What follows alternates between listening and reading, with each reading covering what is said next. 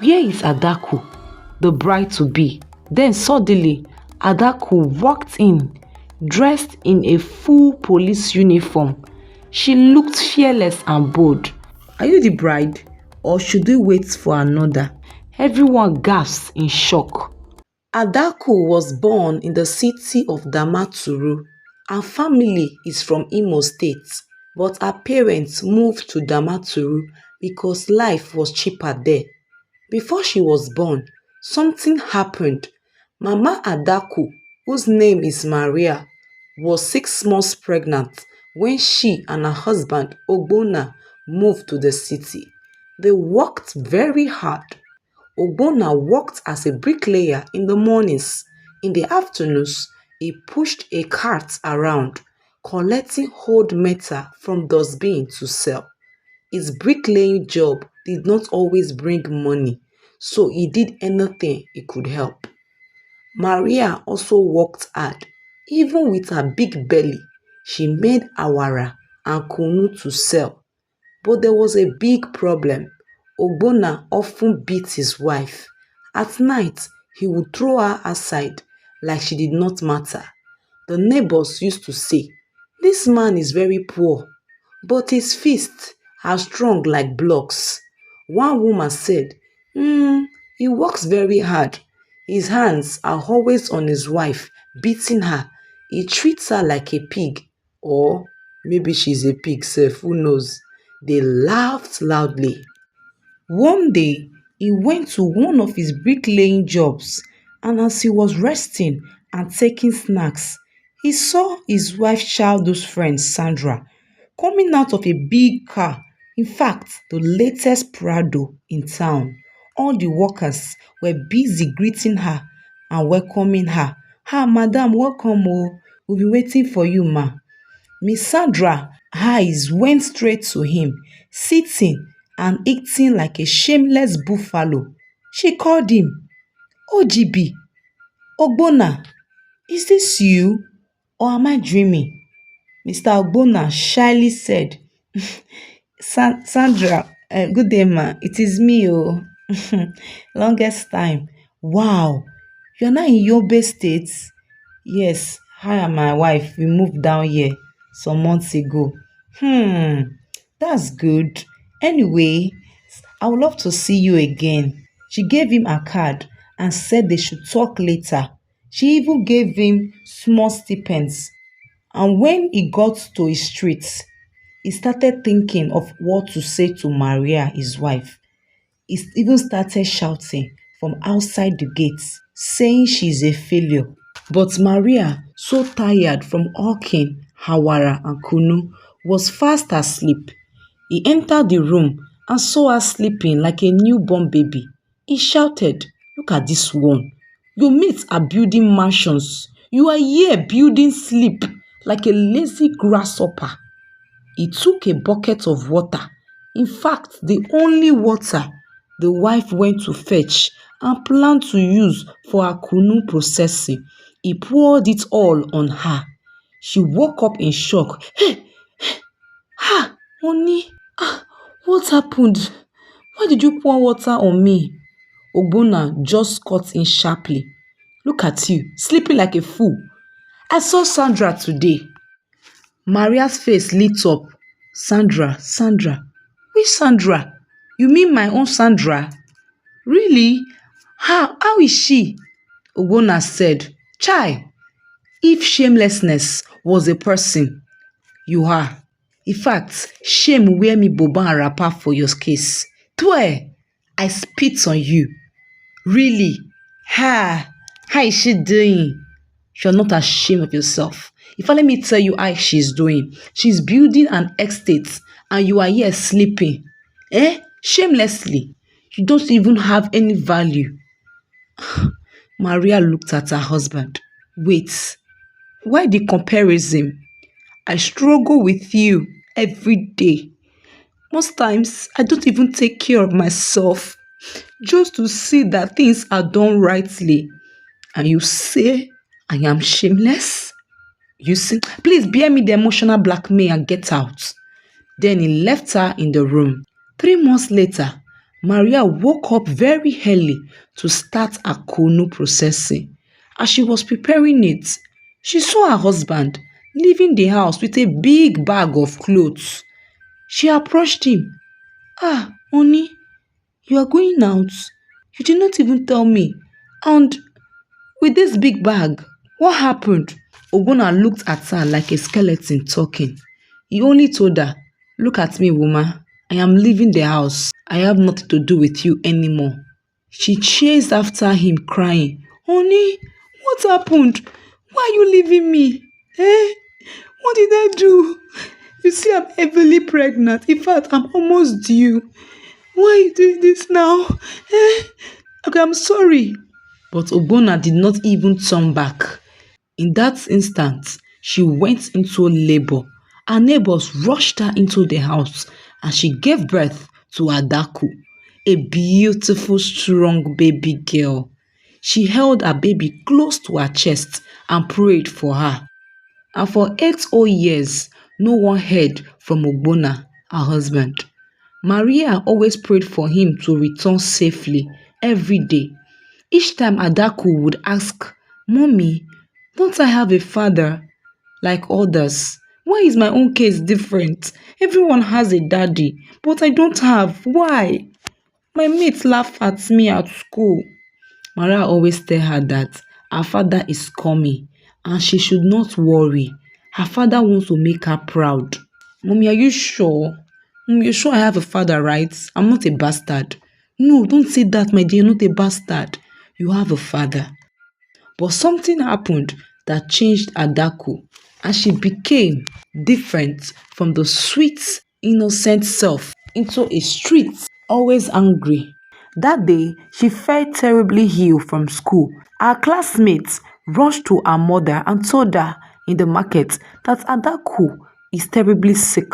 She abandoned her kunu and rushed there. She picked up Adaku and carried her on her back. As she got to the pharmacy, Maria saw the biggest shock of her life. She saw Ogbonna with her longtime friend Sandra.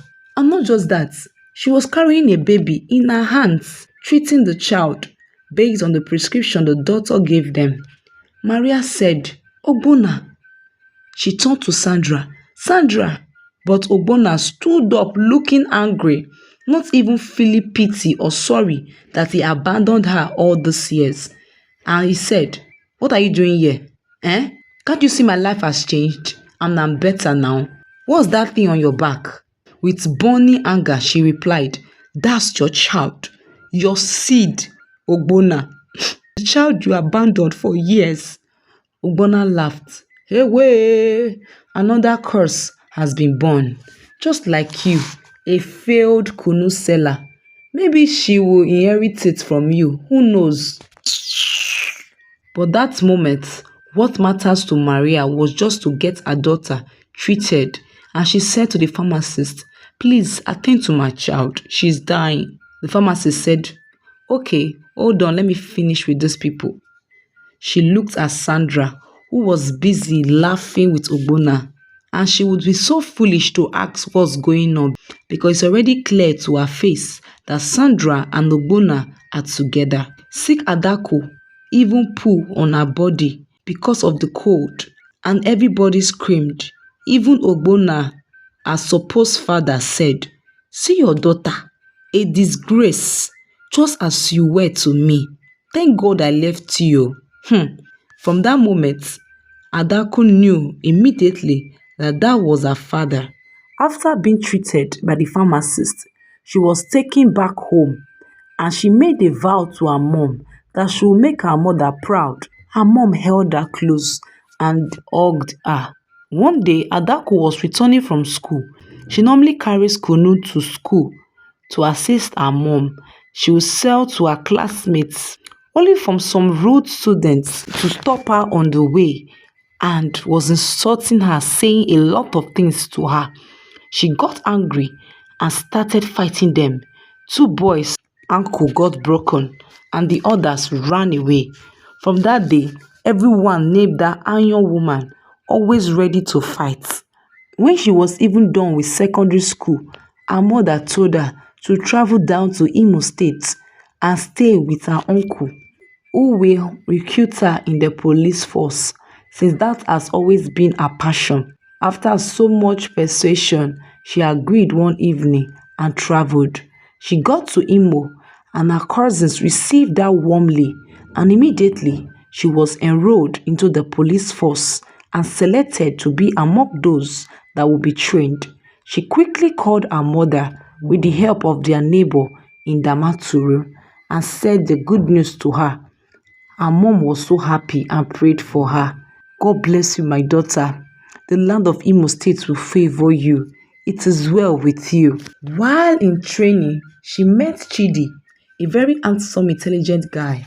Every lady he came across with always wanted to have him. But Chidi tells them that he is not interested. But immediately Chidi saw Adaku. He said to himself, "This is my wife," and thought of a way to approach her. He approached her one evening on the day of their passing out parade (POP). "Hi Adaku, how are you?" Adaku stunned and looked at him with discontent. "How did you know my name, young man?" He laughed nervously, like a small boy facing a gorilla. Who doesn't know Adaku? Eh? AKA the Iron Lady, aka the Intelligent, aka please excuse me, I got no time for shenanigans, she said and walked away. He turned to see if anyone was looking because that would have been so shameful. He even walked out in shame, but he kept trying his best. One day, he succeeded to get a number through the help of one of her cousins. He sent text messages like, "Good morning, darling," but she never replied any of them. Even sometimes she deletes them. She was so hardened that not even a limousine from a man can soften her, or even sweet names. She invited her mother to come stay with her because she was always complaining of her health. She needs to monitor her mother and get her the best treatment. But when her mother came to Owerri, she was on her neck to get married every day. But she wasn't ready to get married, or never even ready, because of how her father treated her mother. And that incident was still fresh in her mind, like it happened just a few seconds. One day, she decided to take her mother to work. On getting there, Chidi came forward to say hello to her. As usual, she snubbed him and told her mom that she needs to get coffee. She will be right back. Chidi greeted her mother and she was impressed by his composure, the way he was respectful, despite how her daughter treated him. The mother asked him if he likes her daughter. He started scratching his head, feeling awkward. The mother said, "Don't worry, I can see it in you. You like my daughter. You seem peaceful and you will make a good husband." When Adaku arrived with a cup of coffee, she was shocked to see her mom laughing with a total stranger. Yes, the fact he sent messages like a lover boy, always approaching her to ask how she was doing, doesn't make him a friend. It might even be a threat, who knows? She went to her mom that she should come inside and push Chidi aside. After the close of work that day, Chidi brought fruits in a basket for the mother that it is good for her. But she accepted it and called him my in-law, my in-law. Thank you so, so much.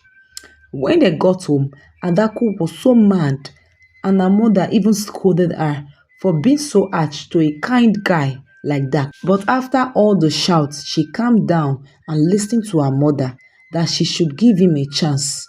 She agreed because she wants to please her mom. And they became close friends. But Adaku harsh attitude still remained. Some days she's friendly, some days she's like a viper.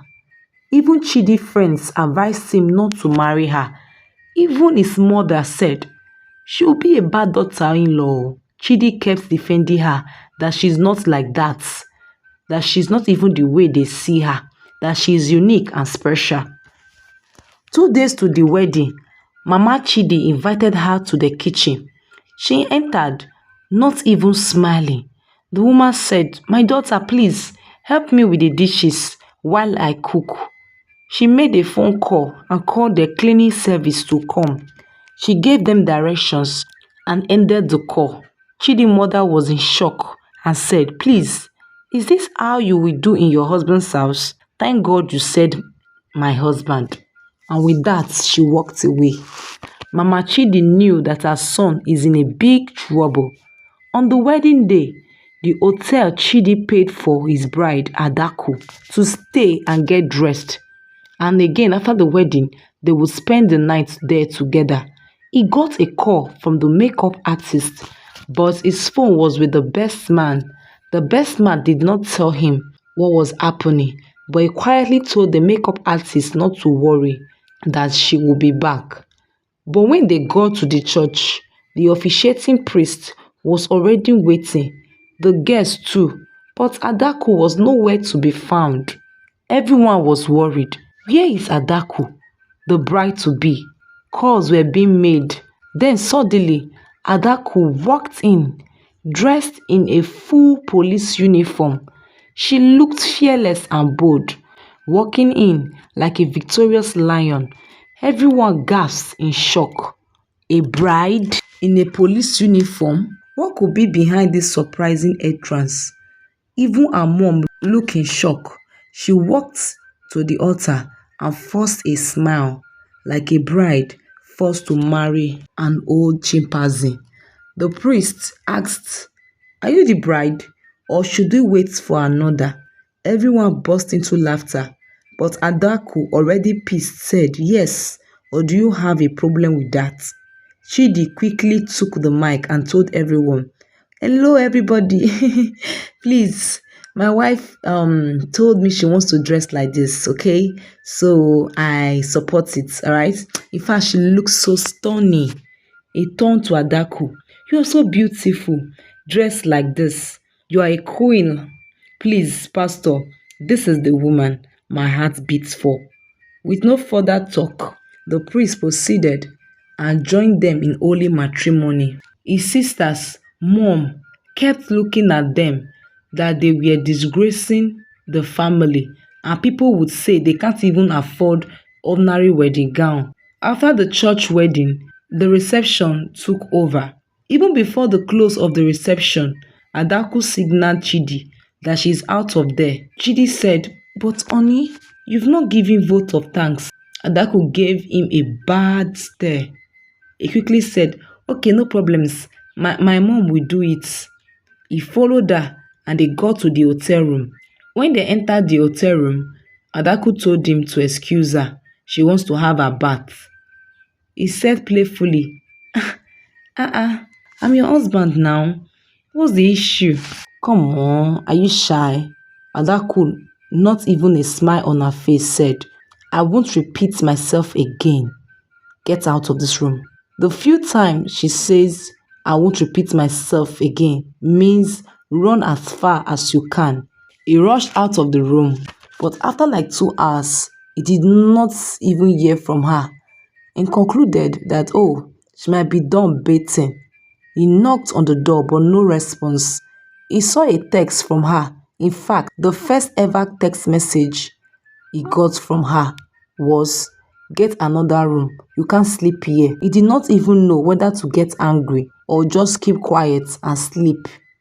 To avoid shame, he chose the latter and slept in another room in same hotel.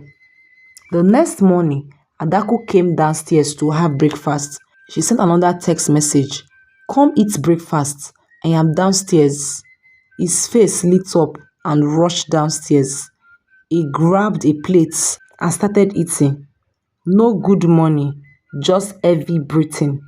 Adaku saw what she did was wrong and quickly apologized to him briefly. And as always, Chidi quickly forgave her, then stayed at the hotel for 3 more days and got back to their house living as roommates. One day at work, an elderly man came down from the police van, handcuffed and seriously beaten. She looked at the man. His face looked familiar, but she could not process it. After about an hour of critical thinking, She remembered him, the devil, the beast that made her change, her wicked father. She quickly got interested in the case. He found out the children a woman gave birth to, none are his. All the children are for the gateman of the house. When he tried to confront the gateman, he punched him by the face, and the woman called the police to even arrest him, saying that he is a terror. And she is even charging him for domestic violence and wants him to go to jail. Adaku did not even know whether to be happy that finally the man that caused her pain for so many years, caused her mom sleepless nights, was going to jail. She told Chidi, her husband, and he advised her to tell her mother. She said to him, "I did not tell you to advise me. I only told you to just know. Keep your advice to yourself." She called her mother and told her, but her mom, being a simple woman, started feeling for him and was worried, and that action made her angry. As if that was not enough, her mom came to the station and saw him. He recognized her and started begging her for forgiveness. "For 27 years, you abandoned us for a lady I called a friend. I suffered and raised our daughter alone. She was insulted, looked down because of you." The man asked, "How is she? Where is she? Can she ever forgive me again?" Lo and behold, Adaku entered and saw him with her mom. She moved closer to her mother and asked, "What are you doing here, Mom? What are you doing with this man?" Mr. Abuna asked, "Why does she have so much resemblance? Is she my daughter?" Maria replied softly, "Yes, she is your daughter." Adaku looked at him and spat on his face. "Pwah! You cannot be my father. Keep quiet." And with that, she walked away into her office. The Chidi who was behind saw everything. He heard everything. He tried talking to his wife, Adaku, but no positive response. Instead, she slapped him due to anger. He got angry and left the house. He did not return home for days. She started drinking, and one day, as she was returning home, 3 armed boys blocked her and tried to steal from her. As she was dragging with them, one of them picked a gun and shot. Lo and behold, Chidi ran in from nowhere and it pierced his shoulders. When the bad boys saw what happened, they ran away. She rushed to him and started crying. "Please, don't leave me. Please, please, please. My love, don't do this to me." For the very first time, Chidi heard the word, "my love." He smiled. "So, I am your love?" "Please do me a favor, my love," she asked. "Please don't say anything." "What, honey? What?" "In case I don't make it, forgive your father. He's truly sorry. Promise me you will forgive your father." She rushed him to the hospital, but when they got there, the doctor pronounced him dead. She cried like a part of her is gone. She called her mom and she rushed to her side. She said, "Mommy, I'm ready to forgive my father and I'll make sure I see to his freedom. I lost my husband because he sacrificed his life for me. The same man I maltreated and never showed love. He still forgave me. I'm ready to forgive my father." She went to the station and she went to the father and she saw her father. "I forgive you." She rushed into his arms, and as they were hugging and crying, she heard a voice behind her. "I'm glad you granted my wish." She turned and looked at him in fear and disbelief. Her husband, "You are alive?" He said, "Yes. I woke up yesterday and the doctor stopped me from seeing anyone until this morning. I told them I want to see you before anything." She said to him, "Ha, you love me so much. What did I do to deserve this love? Now I'll make it up to you. I promise to treat you like a king you are." They embraced themselves. Adaku and Chidi fought to see to the freedom of her father. They all celebrated, and everyone lived happily ever after. Hello, story lovers. Thank you for watching. This is Treasury of African Tales by Jenny A.B. And do not forget to like, share, and subscribe if you're yet to subscribe. Leave your thoughts in the comments. We'd love to read from you.